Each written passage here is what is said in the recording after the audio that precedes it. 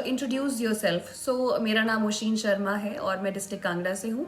मेरी जो स्कूलिंग है और मेरी जो पैदाइश है वो सभी की सभी शिमला से है और शिमला में मैंने DAV Tutu and then DAV लक्कड़ बाजार शिमला से अपनी स्कूलिंग पूरी करी और उसके बाद मैं कांगड़ा आ गई थी बिकॉज मेरी मम्मा की ट्रांसफ़र कांगड़ा हो गई थी, पापा ऑलरेडी कांगड़ा में थे। तो देखा जाए तो शिमला में मेरा मैक्सिमम जो है वो समय बिताया है मैंने। कांगड़ा में मैंने बहुत कम समय बिताया है। आप मानेंगे तो हार्डली, मतलब जो मैं कॉलेज भी गई, गवर्नमेंट डिग्री कॉलेज धर्मशाला 2 सालों के लिए गई थी, 2 सवा 2 सालों के लिए। उसके बाद because of some personal issues I had to leave my college and complete my graduation from RKMV Shimla. So RKMV Shimla से मैंने अपना कॉलेज पूरा किया एंड उसके बाद मैं पोस्ट ग्रेजुएशन के लिए जो है पंजाब यूनिवर्सिटी चंडीगढ़ चली गई। सो उसके बाद ही मैंने अपनी तैयारी शुरू कर दी and here I landed up. So next question is tell something about allied NT and HS exams. देखिए स्टेट की जो प्रीमियर सर्विसेज है आपकी, that is your state PCS यानी HAS हिमाचल एडमिनिस्ट्रेटिव सर्विसेज, ये सबसे प्रीमियर सर्विसेज मानी जाती है स्टेट की। और इसी के साथ में जो आपकी अलाइड सर्विसेज होती हैं, जैसे कि आपकी अलाइड सर्विसेज में हम यूजुअली देखते हैं कि एक्साइज इंस्पेक्टर की पोस्ट उसमें होती है, इलेक्शन कानूनगो की उसकी पोस्ट होती है। तो अलाइड और साथ में नायब तहसीलदार ऑल्सो ये इक्वल कम्पिटिटिव एग्जाम्स है। तो मेरा हमेशा से ये एस्पिरेंट्स को बोलना रहा है कि अगर आप HS को देना चाह रहे हैं और HS को टारगेट करते हैं तो आप हमेशा NT, अलाइड, सब इंस्पेक्टर, इन सभी एग्जाम्स को दें, क्योंकि इनका जो पैटर्न है, जो सिलेबस है, वो काफ़ी हद तक सेम रहता है। देखिए किसी भी एग्जाम में आज के समय में 2 ही इंपॉर्टेंट पर्सपेक्टिव हैं। एक टॉपिक आ जाता है हमेशा आपका करंट अफेयर, जो कि लगभग सभी एग्जाम्स में आपको सेम दिखाई देता है। दूसरा आपका जो पहलू आ जाता है वो आ जाता है आपका जो कि स्टैटिक पोर्शन है। अब स्टैटिक में भी कैसा हो सकता है, स्टैटिक में हो सकता है आपके जनरल स्टडीज के subject, history, polity, geography, economy. तो चाहे बच्चा HS की तैयारी कर रहा है, चाहे NT की, चाहे अलाइड की, तो जो डगर निकलती है वो काफ़ी हद तक सिमिलर निकलती है। इसलिए जो इनकी पेपर की तैयारी कर रहा है वो इन पेपर्स को ज़रूर दे। So this was it. Third is why students should choose exam for preparation. मेरा हमेशा से ऐसा मानना है कि अगर आप इस सर्विसेज की तैयारी के लिए आए हैं तो इस बात से ये प्रूव होता है कि आप में कुछ कर गुजरने का पैशन है। अदरवाइज जॉब्स तो बहुत सारी हैं, लेकिन पब्लिक सर्विस की जो जॉब है, it is not a job, it is a compassion, it is service actually in real sense. So passion in a moving spirit is what is the driving force behind why students are choosing these services, because ना ही सिर्फ identity पाने की इच्छा है उनमें, बल्कि साथ ही में अपने समाज में कुछ कर दिखाने का जो पैशन है अपने ही समाज के लिए। क्योंकि हिमाचल का बच्चा अगर हिमाचल में ही रह के अपने लोगों को सर्व करना चाह रहा है तो उसके लिए HS, NT, अलाइड बेहतरीन सर्विसेज है। Work related to the post, देखिए डिफरेंट वर्क्स हैं। अगर मैं आपको बताऊं तो as I was selected as block development officer पहले, तो इनिशियली मुझे नहीं पता था कि BDO क्या काम करते हैं, बट फिर मुझे समझ आया when I worked for around 15 to 16 months in BDO कैडरशिप। मुझे पता चला कि BDO जो है वो सबसे महत्वपूर्ण पोस्ट है फील्ड में, क्योंकि जितने भी आपके डेवलपमेंट रिलेटेड वर्क्स हैं वो ब्लॉक डेवलपमेंट ऑफिसर ही उसका कमांडर है। तो जितने भी आपके प्रोजेक्ट्स रिलेटेड टू, चाहे वो रिटेनिंग वॉल्स है या जो नरेगा का सुपरविजन है, या मैं कहूँ सड़क निर्माण है गांव में, या फिर आपके जो वाटर कंजर्वेशन के प्रोजेक्ट्स हैं, ये सारे के सारे आपके जो हैं वो एज BDO आप लोगों को संभालने पड़ते हैं। अगर आप HS में आते हैं, यानी आप हिमाचल एडमिनिस्ट्रेटिव सर्विस में, जिसको हम प्रॉपर की सीट कहते हैं, उसमें सिलेक्ट होते हैं, तो आपको SDM लगने से पहले, या मैं कहूँ HS कैडर की कोई भी पोस्ट लगने से पहले, आपको लगभग 1.5 से 2 साल एज BDO जो है वो जॉब करनी पड़ती है। तो अगर आप 1.5 से 2 साल तक आप AC कम BDO कहलाते हैं, और उसके बाद आपको HS कैडर में आपकी नियुक्ति हो जाती है। और HS कैडर में आप SDM भी लग सकते हैं, आप RTO भी लग सकते हैं, आप AC to DC भी लग सकते हैं।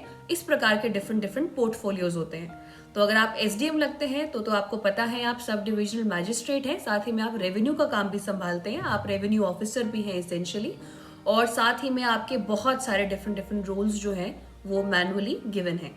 अगर आप AC to DC हैं तो आपको प्रोटोकॉल्स के बारे में जो है वो समझ अच्छी होनी चाहिए। आपको अरेंजमेंट्स और इवेंट मैनेजमेंट आपका जो है वो मोस्ट इंपॉर्टेंट क्राइटेरिया या मोस्ट इंपॉर्टेंट आपका फंक्शन आ जाता है। अगर आप RTO हैं तो ऑफकोर्स आप ट्रांसपोर्ट से रिलेटेड जितने भी इम्पॉर्टेंट काम है उनको आप देखेंगे। तो दिस वॉज मेजरली कि आप मेजर किस प्रकार से हैं। इसमें से सबसे जो एक मन चाहिए और मनपसंद पोस्ट है वो सभी की सब डिविजनल मैजिस्ट्रेट ही होती है, क्योंकि इसमें इतना सारा काम करने को होता है, आपकी आइडेंटिटी इतनी ज़्यादा निखर कर आती है इसमें, और आपको अपने DC के साथ जो है वो काम करने का बहुत ज़्यादा अच्छा एक मौका मिलता है। So you learn really from it. Moving on, best age for the preparation. देखिए, अगर आप तो कॉलेज में ही समझदार थे या हैं तो मैं कहती हूँ आपने आधी बाजी मार ली, क्योंकि मैं कॉलेज में कभी भी इतनी समझदार नहीं थी। कॉलेज में हम लोगों को तो बस घूमने फिरने का ही शौक था, और कभी इतना सीरियस नहीं सोचा था कि क्या करना है क्या नहीं करना। बट आई रिमेम्बर मेरे एक इंग्लिश के टीचर हुआ करते थे, नरेश सर, और नरेश सर हमेशा कहा करते थे, ओशन दैट मिनिमम जो है you should be cracking HAS, you have the spark in your eyes. So I still remember उनकी वो वर्डिंग्स। मुझे खुद भी पता नहीं चलता था कि वो पोटेंशियल क्या है, पर मैं आज बता सकती हूँ आप लोगों को गाइड करते हुए कि अगर जो बेस्ट एज है प्रेपरेशन की वो यही है कि अगर बच्चा 12th के बाद ही सोच ले कि हाँ मुझे ये करना है, तो उसको जो प्रॉपर गाइडेंस है वो उस समय में मिलेगी, and by the end of graduation जो है बच्चा काफ़ी हद तक, मैं मानती हूँ 80% तक तैयार हो सकता है। इन द कॉन्ट्ररी, अगर आप कॉलेज में लास्ट ईयर में भी शुरू करते हैं तो भी मेरा मानना है आप 2 से 3 साल लेंगे, और कभी कभी आपको ये पंचवर्षीय योजना भी आपकी बन सकती है जैसे मेरी बनी है। तो इसको भी आप, इसके लिए भी आप तैयार रहें। तो नंबर ऑफ ईयर्स गिनने से अच्छा है कि आप हमेशा ये कोशिश करें कि मेरा जो आने वाला अटेम्प्ट है ये मेरा बेस्ट अटेम्प्ट होना चाहिए। नेक्स्ट, किसी ने कहा है, I mean the next question is, can anyone prepare this exam if the person is of 28 to 30 years of age. Okay, अगर कोई 28 से 30 साल के विद इन है तो क्या वो प्रिपेयर कर सकता है? मेरे पास भी ऐसे काफ़ी सवाल आते हैं, तो मैं हमेशा बोलती हूँ बिल्कुल कर सकता है। अगर आपको आपकी एज लिमिट जो है वो अगर कमीशन द्वारा जो तय की गई है वो किसी वजह से ही तय की गई है, तो इसीलिए मेरा ऐसा मानना है कि अलग अलग कैटेगरीज की अलग अलग एज लिमिट है, आप उसका ज़रूर फ़ायदा उठाएं। और चाहे आप 28 के हैं, चाहे आप 22 के हैं, चाहे आप 30 के हैं, चाहे आप 32 के हैं, चाहे 35 के हैं, अगर कमीशन आपको अलाउ करता है तो you have all the chances to get selected. So it all depends on your passion and the capability and your conviction to crack this exam and serve the people. So next is, when should we start? Okay, so when should we start and how to start? Okay, so if I talk about how to start, when to start, I have already answered the question. You can start at any time. The best time is your after 12th, और college का भी जो साल है, second या third year, वो भी बहुत इंपॉर्टेंट होता है। कैसे शुरुआत करें? मेरा ऐसा मानना है सबसे इम्पॉर्टेंट होता है सिलेबस। मैं अगर HAS के बारे में बताऊं तो मैंने HAS के लिए कभी कोई कोचिंग नहीं ली। मैंने सिविल्स के लिए कोचिंग ली थी, तो उसका एक फ़ायदा ये हो गया कि मेरे जो सब्जेक्ट्स थे वो काफ़ी हद तक तैयार हो गए थे, और मुझे सिर्फ और सिर्फ हिमाचल का कंपोनेंट पढ़ना था। लेकिन फिर भी मैं कहूँगी हिमाचल की जब मैंने तैयारी शुरू करी तो मैंने बस 1-2 बुक्स पे रिलाई किया, और उन्हीं बुक्स को बेसिकली मैंने बार बार पढ़ा। तो आई ऑलवेज से अपने रिसोर्सेज को लिमिट रखें, लेकिन एक रिसोर्स पे लिमिट ना रहे, ये भी इम्पॉर्टेंट है। तो लिमिटेड का इन द सेंस कि कम से कम 3 से 4 आपके पास चीज़ें होनी चाहिए, लेकिन 3-4 से ज़्यादा चीज़ें नहीं होनी चाहिए, और कभी किसी एक किताब पे भी आप पूरी तरह डिपेंडेंट ना हो। तो इन दोनों के बीच का जो बैलेंस है वो बहुत ज़्यादा ज़रूरी है। सो स्टार्ट करने के लिए हमेशा जो है आप सिलेबस पे जाएं। मेरे पास एक ही किताब थी शुरू में जो मेरी मदर ने मुझे गिफ्ट करी थी, हेलियोस 360, और आई वॉज सो फैसिनेटेड उसमें कांगड़ा की हिस्ट्री पढ़ के, चंबा की हिस्ट्री पढ़ के, क्योंकि मैं भरमौर से भी बिलोंग करती हूँ, मेरे जो रूट्स हैं, पर मुझे कुछ पता ही नहीं था कि चंबा में इतना कुछ हुआ है, या मैं इतनी रिच हिस्ट्री के कल्चर का, मतलब rich history and cultural heritage का पार्ट हूँ। तो इसीलिए मैंने तो अपनी तैयारी आउट ऑफ क्यूरियोसिटी कर दी थी, और बाय द टाइम मेरी वो हेलियोस 360 खत्म हो गई थी, तो मुझे बहुत खुशी हुई कि मैक्सिमम क्वेश्चंस जब मैं प्रीवियस ईयर क्वेश्चन को सॉल्व करने बैठी तो वहाँ पे वो मुझसे सॉल्व हो रहे थे। तो शुरुआत ऐसे ही होती है कि सिलेबस के थ्रू, कि सिलेबस क्या है और प्रीवियस ईयर पेपर्स ही, ये दो ऐसी चीज़ें हैं, ये दोनों ऐसा मैप है जिसको नेविगेट करके आप अपना रास्ता खुद बना सकते हैं। Next question is best books. Best books, if I talk about standard books, हम सबको पता है पॉलिटी के लिए लक्ष्मीकांत है, ज्योग्राफी के लिए जीसी लियोंग, एनसीईआरटीज है, हिस्ट्री के लिए आपकी स्पेक्ट्रम है और साथ ही में एनसीईआरटीज हैं। लेकिन अगर हम ओवरऑल अगर हिमाचल के पर्सपेक्टिव में बोलें कि बेस्ट बुक कौन सी है, तो बहुत लिमिटेड है। और ये मैं इसीलिए मानती हूँ कि HAS जो है अभी भी एक लो हैंगिंग फ्रूट है बच्चों के लिए, क्योंकि अभी भी कमीशन ने इसमें बड़े सारे चेंजेस या आप कहें बड़े सारे इनोवेशंस इसमें नहीं लेकर आया है कमीशन। और आने वाले समय में इसको यूपीएससी की तरह और टफ बनाने का भी मुझे ऐसा लगता है कि एक मैकेनिज्म डिवाइस किया जाएगा। सो उससे पहले आप लोग इस चीज़ को क्रैक करने की कोशिश करें जब चीज़ें थोड़ी अभी आसान हैं, क्योंकि सिलेबस में हर एक चीज़ डिफाइंड है और जो सिलेबस में डिफाइंड है वैसा ही सेम क्वेश्चन उठ के पेपर में आ जाता है। तो इतना सिंपल और ल्यूसिड आगे नहीं होगा आप लोगों के लिए। तो इसीलिए हिमाचल के लिए जो है हमेशा से मेरी किताबें यही रही हैं। हेलियोस की किताब रही है। कई बच्चे कहते हैं किताब नहीं मिल रही। आप ज़रूर ढूंढें, आपको मिल जाएगी। नहीं मिलती तो जोगटा की किताब भी आप उठा सकते हैं। और हिमाचल की जो है बहुत ही लिमिटेड किताब है। मेंस के लिए निधि सोनी मैम की जो बुक आती है आप उसको देख सकते हैं। इनफैक्ट जोगटा ने भी नई बुक निकाली है। आपके पास ज़्यादा ऑप्शंस है भी नहीं। सो मुझे तो पॉइंट ही नहीं लगता कि बच्चे कंफ्यूज्ड क्यों रहते हैं कि उन्हें हिमाचल की कौन सी बुक फॉलो करनी चाहिए। वंडरलैंड को मैंने आज तक हाथ नहीं लगाया और मैं झूठ नहीं बोलूंगी, मुझे कभी ज़रूरत भी महसूस नहीं हुई। Why do you have to read such a bulky book, जब उसी बुक के इतने टुकड़े कर दिए गए हैं। और चाहे वो जोगटा ने या हेलियोज ने या कोई भी किताब आप हिमाचल की उठाएंगे, कंटेंट एक ही है। नेक्स्ट क्वेश्चन भी इसमें यही है कि माई बुक लिस्ट क्या है। सो जैसा कि मैंने कहा, सिविल्स के लिए मेरी तैयारी ऑलरेडी हो चुकी थी, जनरल स्टडीज़ के सब्जेक्ट के लिए। लेकिन जो मेरा मेंस जो आपका मेंस में आंसर राइटिंग है उसके लिए तो आपको खुद ही तैयारी करनी पड़ती है। मैंने उसके लिए बहुत सारे आंसर्स लिखे थे और मैंने चंडीगढ़ में अभिमन्यु में भी आंसर राइटिंग की हुई है। और राज मल्होत्रा तो चलो मेरा एल्मा मेटर रहा है कोचिंग का, बट मैंने अभिमन्यु में भी आंसर राइटिंग की है सैटरडे संडेज को जाकर, प्रीलिम्स और मेंस दोनों के लिए। सो बुक लिस्ट वही है, स्टैंडर्ड बुक लिस्ट जो मैं पहले भी बता चुकी हूँ। और इकोनॉमी के लिए रह गया था। इकोनॉमी के लिए आप फॉलो कर सकते हो आपकी 11th एंड 12th की एनसीईआरटी बहुत इंपॉर्टेंट है, मैक्रो इकोनॉमिक्स की किताब इंपॉर्टेंट है, और साथ ही में आप करंट अफेयर से इकोनॉमी को कवर कर सकते हो। Next question is NCERT is necessary और नॉट। मेरा ऐसा मानना है NCERT is important but not indispensable. As in की मैं आपको सच बताऊं तो मैंने एनसीईआरटीज भी पूरी तरीके से कभी नहीं पढ़ी, क्योंकि जब हम एक कोचिंग सेंटर ज्वाइन करते हैं या वहाँ का जो आजकल मटेरियल मिलता है, ऑनलाइन भी अगर आपको कोई मटेरियल मिलता है तो आप देखोगे उसमें उन्होंने हर चीज़ इनकॉर्पोरेट की है। So why would you take that extra pain to read NCERTs again. But ये उनके लिए है जिन्होंने कोचिंग ज्वाइन करनी है, लेकिन जिन बच्चों ने खुद तैयारी शुरू करनी है उनके लिए मेरा ऐसा मानना है कि आप एनसीईआरटी ज़रूर पढ़ें। जिसको कुछ भी आइडिया नहीं है वो एनसीईआरटी ज़रूर पढ़े, क्योंकि अगर हो सकता था अगर मैंने ये तैयारी बिना कोचिंग के की होती तो मुझे भी शायद एनसीईआरटी पहले एक एक अक्षर पढ़ना पड़ता। तो आपकी अपनी अपनी जर्नी है, आपको जैसा भी ठीक लगता है। अगर आपको लगता है कि एनसीईआरटी पढ़ने का कोई फ़ायदा नहीं है क्योंकि आपको जो कोचिंग मटेरियल दिया हुआ है या जो जहाँ से आप पढ़ रहे हैं उसमें सब कुछ इनकॉर्पोरेटेड है, तो फिर क्यों पढ़ोगे आप। बट मेरा ऐसा मानना है जो बच्चे खुद तैयारी कर रहे हैं वो एक बार एनसीईआरटी जो है उसको ज़रूर पढ़ लें, क्योंकि स्पेशली जो आपके मेडिकल के स्टूडेंट्स हैं या नॉन मेडिकल के, क्योंकि हमने बहुत समय से हमने एनसीईआरटीज़ को हाथ नहीं लगाया होता। और ये जो आर्ट्स के सब्जेक्ट्स हैं तो इससे हमको भी डर लगता है, क्योंकि इट्स बीन सो लॉन्ग कि हमने इन्हें पढ़ा हो। सो ये था। Next is should we prepare prelims and mains both. Depend करता है। अगर आपकी प्रीलिम्स की तैयारी नहीं है तो आप मेंस की तैयारी करके क्या करोगे या मेंस का पढ़ के क्या करोगे।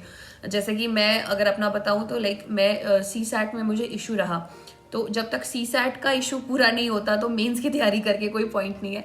और वैसे अगर आपको जीएस में डर लगता है, जैसे तो जीएस मेरा हमेशा स्ट्रांग रहा है, तो मुझे उसमें कभी भी डर नहीं लगता। इनफैक्ट जब मैंने फर्स्ट टाइम अपना सिविल्स का एग्जाम दिया था तो I scored around 120 in first paper and 55 marks in second paper, so I couldn't clear the second paper and I cried like anything, I remember. So GS आपको देखना है कि आपकी स्ट्रेंथ क्या है, आपकी वीकनेस क्या है, उस पर काम जरूर करें।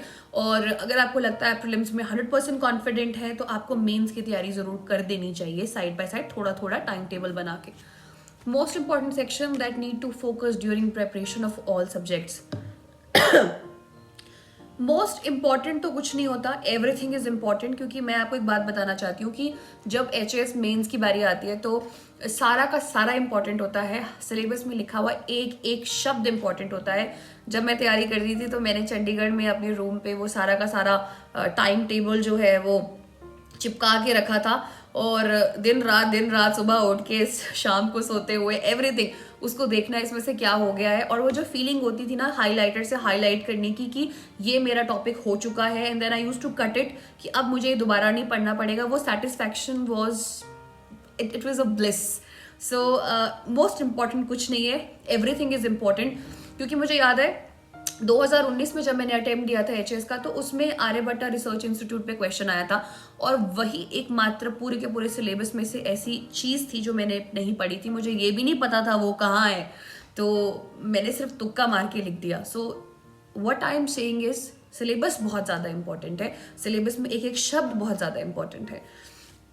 Himachal Pradesh GK books and how to prepare GK books, Himachal की बुक्स वही है सेम, हेलियोस 360 ले लीजिए या फिर जोगटा ले लीजिए, सरला पब्लिकेशन ले लीजिए, हिमाचल दर्पण ले लीजिए, इनमें से कोई भी 2 किताब उठा लीजिए। लेकिन जब मेंस के बारे में बात आती है तो मेंस के लिए फिलहाल मार्केट में 2 ही किताबें हैं, एक तो जोगटा की नई किताब आई है मेंस की कॉम्प्रिहेंसिव, और एक निधि मैम की किताब है, उसका शायद अपडेटेड वर्जन भी आ चुका है। तो इन दोनों किताबों से ज़्यादा आपको मतलब एक्सटेंसिवली कहीं पे भी नहीं मिलेगा when it comes to HS mains. Next question is notes making. So yes, मेरा ऐसा मानना है कि जब तक मैं चीज़ों को लिख ना लूँ मेरी मेमोरी में वो नहीं बैठते। सो इसी चैनल का मैं एक छोटा सा सहारा लेके ये बोलना चाहती हूँ that I have a YouTube channel, it's called Ocean's Corner. मैंने ये 2021 में बनाया था, जून के आसपास बनाया था और यूं ही बना दिया था, पर मुझे नहीं पता कि आज के समय में इस चैनल को इतना प्यार मिल रहा है। एंड जीके स्टडी के सारे सब्सक्राइबर्स को मैं ये अपील करती हूँ कि इन केस अगर आपको ठीक लगे तो आप प्लीज़ मेरा चैनल ओशीन्स कॉर्नर ज़रूर विजिट करें और देखें। And if you find something useful तो ये मेरे लिए बहुत अच्छी बात होगी कि मैं किसी के काम आई। और उस पर मैंने काफ़ी हद तक अपने जो है उस चैनल के थ्रू मैंने अपने टेलीग्राम ग्रुप को लिंक किया हुआ है। मेरे टेलीग्राम ग्रुप का नाम है achievers of HP. Last time जब मैं सेटलमेंट ट्रेडिंग के लिए हमीरपुर थी तो मैंने अपनी एक छोटा सा गेट टुगेदर रखा था बच्चों का, और बहुत सारे बच्चे वहाँ पर आ गए थे और हम लोगों ने मिलके वहाँ पे एक शुरुआत कर दी एक नई चीज़ की, that was your Telegram group, जहाँ पे मैंने अपने नोट्स शेयर करना शुरू किया है। तो मैं अपने नोट्स जो है वो हैंड रिटन नोट्स जो है उनको मैं वहाँ पे शेयर करती हूँ, और अभी भी मैंने ये जारी रखा है। तो वो क्यों कर पा रही हूँ? क्योंकि मैंने अपनी प्रेपरेशन के समय नोट्स ज़रूर बनाए। तो कई लोगों को दूसरों के नोट्स से समझ आता है और कई लोगों को खुद नोट्स बना के समझ आता है। मेरा पॉइंट नोट्स शेयर करने का सिर्फ इतना सा है कि आप आइडिया ले सकते हो, you can take a cue कि हाँ इस प्रकार से नोट्स बनाए जाते हैं, इस प्रकार से फ्लो मैप माइंड मैप्स बनाए जाते हैं, ताकि वो एक लंबी मेमोरी जो है जो आपकी होता है ना short term memory and then there is a long term memory, उसमें आपको चला जाए, वो याद रहे। तो नोट्स मेकिंग के लिए वो वाला चीज़ काफ़ी इंपॉर्टेंट है। तो नोट्स मेकिंग इज नेसेसरी, क्योंकि ये मैंने कहा ना 1 वर्षीय से लेके 5 वर्षीय योजना भी हो सकती है, तो विदाउट नोट्स क्या करोगे। Next we have time table necessary. So absolutely time table ज़रूरी है, बट फिर मैं ऐसा मानती हूँ कि बच्चे पूछते हैं मैम 8 घंटे पढ़ना है 9 घंटे पढ़ना है। सिंपल है, अगर मेरा प्रीलिम्स आने वाला है और मेरे पास हार्डली 2 महीने बचे हैं, सो मेरे पास टाइम को मैनेज करने का टाइम नहीं होगा। इनफैक्ट ये सोचना है कि खाना कितने बजे है या सोना कितने बजे है, that is the maximum thing I can think about. और 1 घंटा जो है वो थोड़ा आराम कर लिया, सोशल मीडिया देख लिया, यूट्यूब देख लिया, कार्टून्स देख लिया। I am a Shinchan fan, तो मैं बहुत ज़्यादा शिनचैन देखती हूँ, मेरे माइंड को रिलैक्स करता है शिनचैन। तो वो चीज़ें आपको अपने लिए करनी बहुत ज़रूरी है। एंड इसीलिए टाइम टेबल से ज़्यादा ज़रूरी है कि आप टाइम को कैसे मैनेज करें और चीज़ों को कैसे प्रायोरिटाइज करें। तो अगर एग्जाम पास आ रहा है तो नेचुरली वही आपकी प्रायोरिटी है, तो बाकी चीज़ें they take a back seat, वो सब सेकेंडरी या टर्शरी हो जाता है। So next question is how to prepare for these exams if people are married or they're already in job। तो वर्किंग प्रोफेशनल्स के लिए भी ओशीन्स कॉर्नर पे एक मैंने वीडियो बनाया हुआ है, उससे काफ़ी प्यार भी मिला है लोगों का, क्योंकि मैं समझती हूँ जब मैं वीडियो सेलेक्ट हुई थी तो मेरे अंदर फिर भी एक अर्ज थी कि नहीं, because it takes around 10 to 11 years अगर आपको बीडीओ से एचएस प्रॉपर कैडर में आना है। तो I could not spend that much of time, क्योंकि जो एनर्जी मेरे में अभी है वो 10 से 12 साल बाद शायद ना हो या डिफरेंट हो, है ना। तो इसीलिए मैंने अपने टाइम को मैनेज किया। जॉब के साथ मैं सुबह का टाइम यूटिलाइज कर रही थी, लंच का टाइम यूटिलाइज कर रही थी, एंड 5 बजे का बाद का टाइम मैं यूटिलाइज कर रही थी मैक्सिमम से मैक्सिमम, क्योंकि मेरी प्रायोरिटी यही था कि कम समय में मुझे ज़्यादा से ज़्यादा आउटपुट देना है। और जब मेरा प्रीलिम्स क्लियर हो गया था एचएस का, तो फिर मैंने अर्नड लीव जो है, सरकार आपको 1 मंथ की 30 दिन की छुट्टी देती है बेसिकली, और वो पेड होती है, तो वो 30 डेज की लीव मैंने यूटिलाइज करी। और मुझे सिर्फ इतना पता था ये 30 डेज है मेरे पास, और वो डू एंड डाई वाली सिचुएशन थी। सो मैंने अपने आप को पूरी तरीके से उसमें झोंक दिया और सारी डिस्ट्रैक्शंस को, सब कुछ को साइड रख दिया, और I did it. So this was it. And जो स्पेशली अगर मैं बात करूँ जो मैरिज में है, मतलब जिनकी शादी हो चुकी है या बच्चे भी हैं, इनफैक्ट कई बार मेरे पास ऐसी क्वेरीज आती हैं लेडीज़ की कि मैम हम कैसे तैयारी करें। तो मैं उन लोगों के लिए ये बोलना चाहती हूँ कि बच्चों के साथ थोड़ा सा मुश्किल हो जाता है। आप अपने पार्टनर अगर वो सपोर्टिव है, प्रोग्रेसिव है, उनकी मदद ले सकती हैं। अपनी फैमिली में जो आपको हेल्प करते हैं उनकी मदद ले सकते हैं। थोड़ा बच्चों की वजह से या प्रॉब्लम आ सकती है, लेकिन अगर आपको कोऑर्डिनेट करने वाले, सपोर्ट करने वाले साथ में हैं, तो आप ज़रूर इस एग्ज़ाम के लिए ज़्यादा से ज़्यादा टाइम निकाल सकते हो। So it depends on the supportive nature of your partner and of course the family members those you are surrounded by. So वो बहुत इंपॉर्टेंट मैटर करेगी। अगर ये दोनों चीज़ें ही फेवरेबल नहीं है तो आपके अंदर की कन्विक्शन जो है वो मैटर करेगी। Next question is how to prepare in a best way. There is no best way. Some days you'll feel like कि आज तो मैं सारी की सारी किताब फाड़ दूं और बस पढ़ लूं, and some days you will feel like कि मेरा तो मन ही नहीं हो रहा पढ़ने का, मुझे नहीं पढ़ना, and this.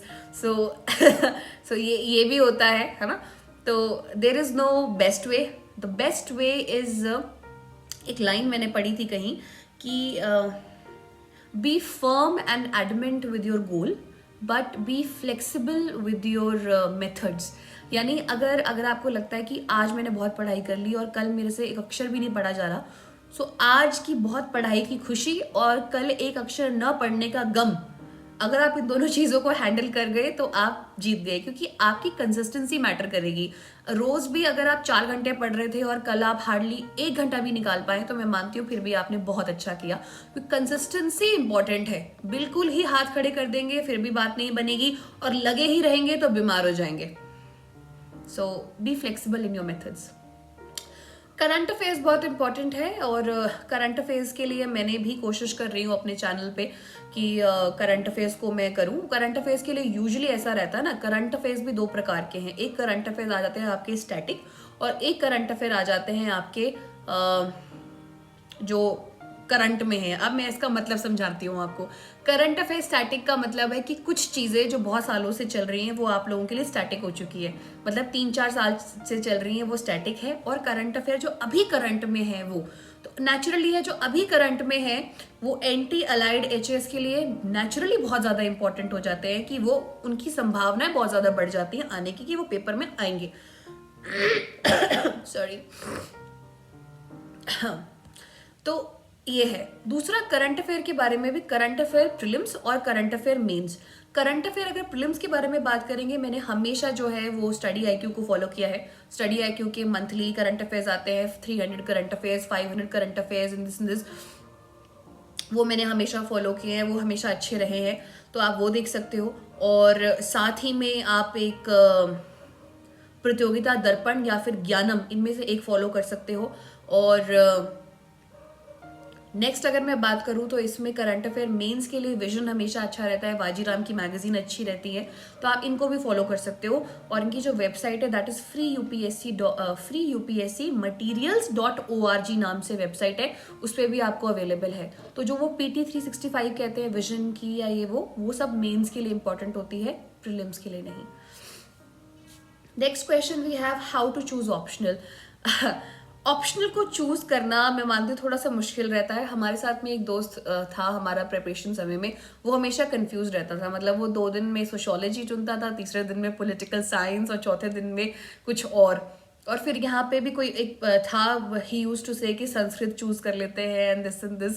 So I have met with so many people जिनके अलग अलग विचार है। मैंने हमेशा ये सोचा है that stay loyal to your optional subject and don't change it often. मैं हमेशा बोलती थी कि जब तक मैं हिस्ट्री एक बार मेंस लिख नहीं लूंगी इससे, तब तक मैं हिस्ट्री को चेंज नहीं करूंगी। तो मैंने ऑप्शनल इसलिए चुना हिस्ट्री क्योंकि एक मेरा इंटरेस्ट उसमें काफ़ी ज़्यादा था, टीचर अच्छे थे, मैंने हिस्ट्री राज मल्होत्रा सर से पढ़ी है, रिसोर्सेज मेरे पास उसके लिए अवेलेबल थे।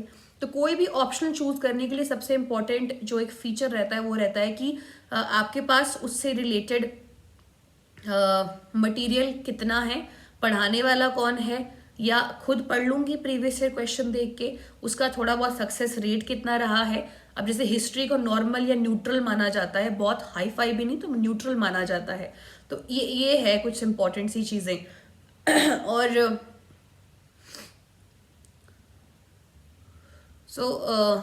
ये था, है ना। तो ऑप्शनल को चूज करने के ये तरीके होते हैं, अपना इंटरेस्ट देखो।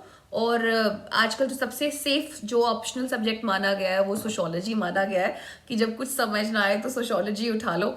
और सोशियोलॉजी में काफ़ी अच्छा स्कोर भी आ रहा है सबका, और काफ़ी प्रॉमिसिंग भी है, और काफ़ी स्कोरिंग भी है, तो आप इसको भी उठा सकते हो। पॉलिटिकल साइंस, हिस्ट्री, ज्योग्राफी ये बल्कि सब्जेक्ट्स हैं, लेकिन I would say always a safe subject, क्योंकि जब मैंने हिस्ट्री चुना तो उससे मुझे GS1 में मदद मिली, और उससे मुझे एसए में भी बहुत ज़्यादा मदद मिली थी। तो ये भी एक फ़ायदा रहता है। और ऑफ कोर्स कोई भी ऑप्शनल गहराई से पढ़ोगे तो आपका जो एक दिमागी स्तर का विकास होता है वो अलग ही होता है। आज के जितने भी नैरेटिव्स हम देखते हैं और हिस्ट्री को जैसे चेंज करने की कोशिश की जा रही है, या जो भी नैरेटिव है, आप लोगों का उस पर कोई असर नहीं कभी पड़ेगा। इसीलिए मैं सबको सजेस्ट करती हूँ कि एक बार अपनी लाइफ में ना आप सिविल सर्विसेज के जो सब्जेक्ट्स हैं उसको गहराई से उसका अध्ययन जरूर करें, उनको जरूर पढ़ें। क्योंकि जब आप पढ़ते नहीं है ना तो आप किसी की भी बातों में आते हैं, आप वो क्या कहते हैं, अंधे भक्त बन जाते हैं। So important is that you should read your subjects, and you should read these subjects with you can say with a wide perspective, क्योंकि ये आपका होराइजन इतना ज़्यादा एक्सपैंड कर देगा कि व्हाट कैन आई से, मतलब आप कभी भी सुनी सुनाई बातों पे ऐसे नहीं आओगे। You will always have a point of your own and you will have an opinion. तो ये मुझे लगता है मुझे हिस्ट्री से आया है, तो choose your subject wisely. Next if I talk about how to revise all the study material, देखिए मेरे हमेशा शॉर्ट नोट्स पे काम करती हूँ। मैंने अपने टेलीग्राम ग्रुप पे भी शॉर्ट नोट्स शेयर किए हुए हैं कि मैं याद कैसे करती हूँ चीज़ों को।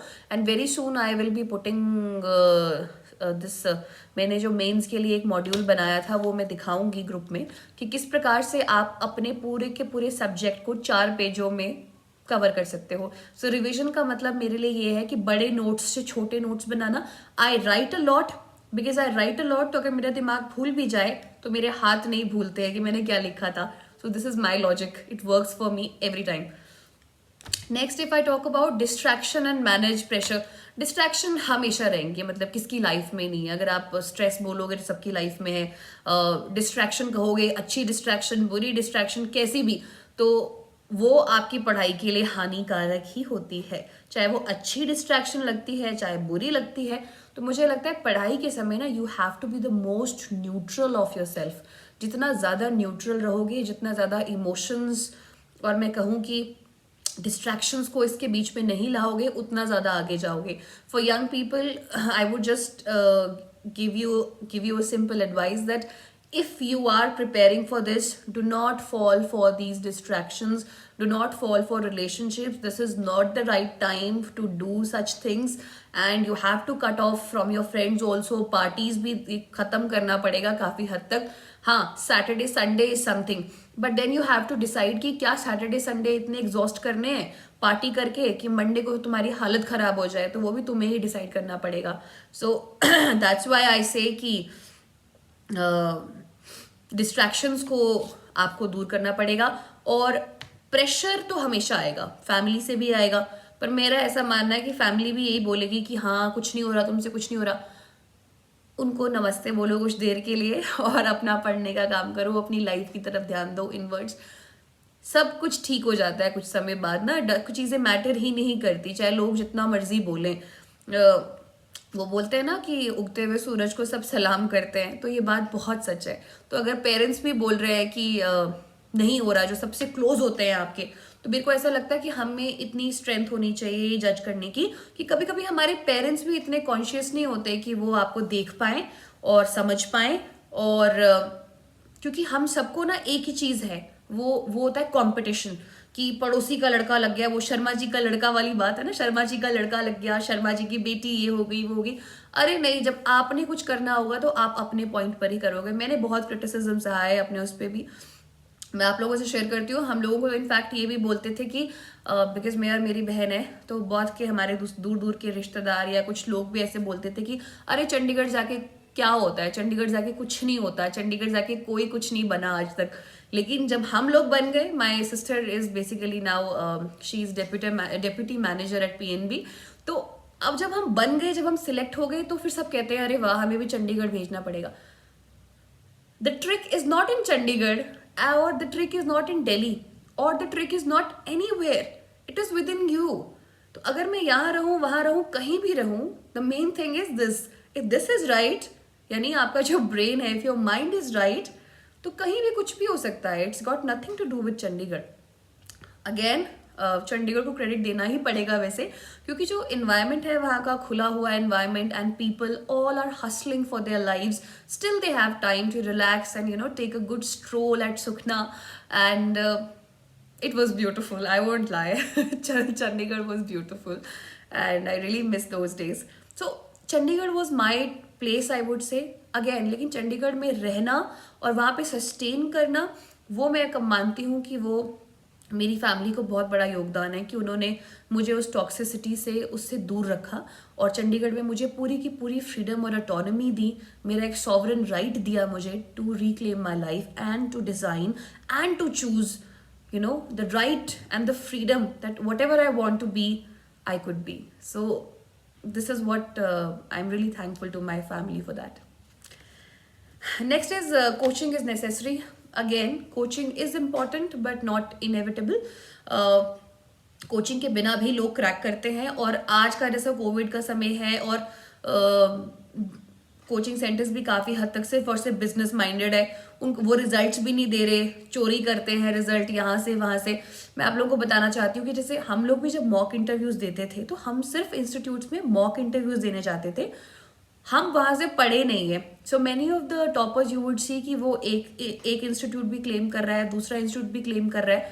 क्लेम बहुत सारे करते हैं, वो इस बेस पे करते हैं क्योंकि हम लोग वहाँ पे गए होते हैं सिर्फ और सिर्फ मॉक इंटरव्यूज देने, हमने वहाँ से कोचिंग नहीं ली होती. तो इसमें ज़रा ज़रूर समझें आप. और जहाँ तक बात है कोचिंग की, मुझे ज़रूरत लगी थी कि मुझे मास्टर्स के बाद मुझे लगा कि मेरे पास अब मुझे पता ही नहीं है क्या करना है, तो गाइडेंस नहीं थी. अगर आपको गाइडेंस चाहिए, so definitely you should go for coaching. अगर आप फिनेंशियली भी आपको अलाउ करती है चीज़.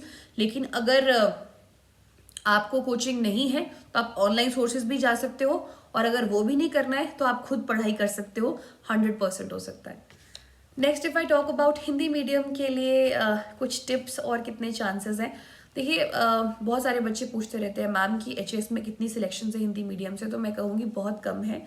उसका मे बी ये रीज़न ये हो सकता है कि शायद हिंदी मीडियम वाले इतने ज़्यादा पार्टिसिपेट ही नहीं करते HAS के एग्ज़ाम में, और हिंदी मीडियम वाले जब पार्टिसिपेट ही नहीं करेंगे तो सिलेक्ट कहाँ से होंगे. तो एक तो अपने इस डर को बाहर निकालिए. जब हिंदी मीडियम रखा गया है तो ज़रूर उसमें अपने को इतना काबिल बनाओ ना कि कमीशन आपको मतलब मजबूर हो जाए लेने में कि लेना ही पड़ेगा। तो हिंदी मीडियम के भी पूरे चांसेस है। मैंने अभी एनटी का वीडियो बनाया था अपने चैनल पे, तो उसमें मैंने ये बात कही थी कि नायब तहसीलदार बहुत बढ़िया है क्योंकि उसमें इंग्लिश मीडियम और हिंदी मीडियम दोनों के लिए इक्वल इक्वल चांसेस है। तो इसीलिए नायब तहसीलदार का जो एग्जाम है वो काफी हद तक फेयर है, आप उसका पैटर्न जरूर देखें।